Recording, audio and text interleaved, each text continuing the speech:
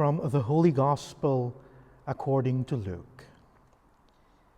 Some people arrived and told Jesus about the Galileans whose blood Pilate had mingled with that of their sacrifices. At this he said to them, "Do you suppose these Galileans who suffered like that were greater sinners than any other Galileans? They were not, I tell you. No, but unless you repent, you will all perish as they did. Or those 18 on whom the tower of Siloam fell and killed them, do you suppose that they were more guilty than all the other people living in Jerusalem? They were not, I tell you. No, but unless you repent, you will all perish as they did." He told this parable. A man had a fig tree planted in his vineyard, and he came looking for fruit on it, but found none.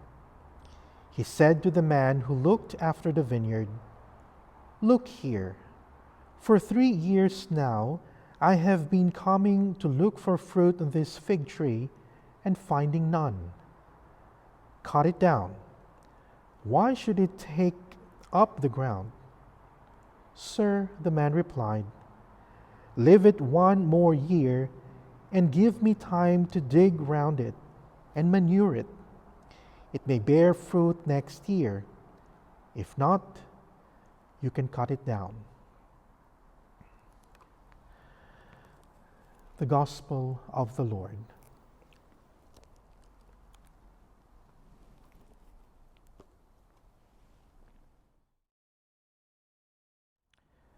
Early this week, I met a nun who moved to her new community in Sydney a few months ago.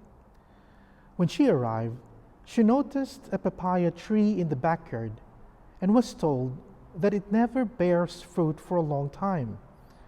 As a plant lover, she took it as a mission and dedicated her time in taking extra care of this particular tree. Months after, she was rewarded with an abundant harvest, and I am one of the recipients. In Palestinian horticulture, fig trees at a certain time produce crops of figs 3 times each year. These trees are given every chance to produce, and they even receive a gardener's care. So their owners, who invested much on them, have a right to expect them to produce, not to simply grow as a tree. When the master found this fig tree to be yielding nothing, he had every right, if not duty, to eliminate the fig tree. All it was doing was soaking up water, minerals, and other precious resources needed by other trees to produce their fruit. We can say then that this tree was good for nothing. The action of the owner in this parable was extra tenderness, extraordinary care, and a range of second chances. We must remember that the owner allowed 3 years, 3 seasons with 9 chances for this tree to be productive before it was to be cut down.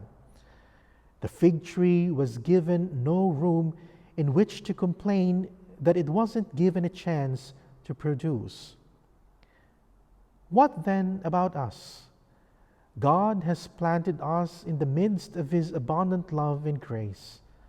Our families and our friends have given us love. Our schools have given us education, and our church has given us God's holy presence. God has offered us His tender, loving care in abundance. How have we responded? How will we respond? God's patience and goodness with us during this Lenten journey should not be taken to mean that there is nothing to change in our behavior. It can only mean that the Lord, in His patient love for us, is waiting for us to produce the fruits of a sincere and lasting conversion. We should not think that conversion consists only in avoiding sin. It is also moving away from doing little for the Lord to doing as much as we can for the building of the kingdom. Pope Francis, in his Angelus address in the Faithful, explained, during the time of Lent, the Lord invites us to convert. Each of us must feel addressed by this call and correct something in our lives, in our way of thinking, of behaving, and of living our relationship with others. At the same time, we must imitate the patience of God, who trusts in everyone's ability to rise again and to continue the journey. God is the Father and does not extinguish the weak flames, but rather accompanies and cares for those who are weak, so that they may gain strength and bring their contribution of love to the community. Let our participation in this Eucharistic community be a renewal of our commitment to bear fruits of holiness through the fulfillment of our Christian duties.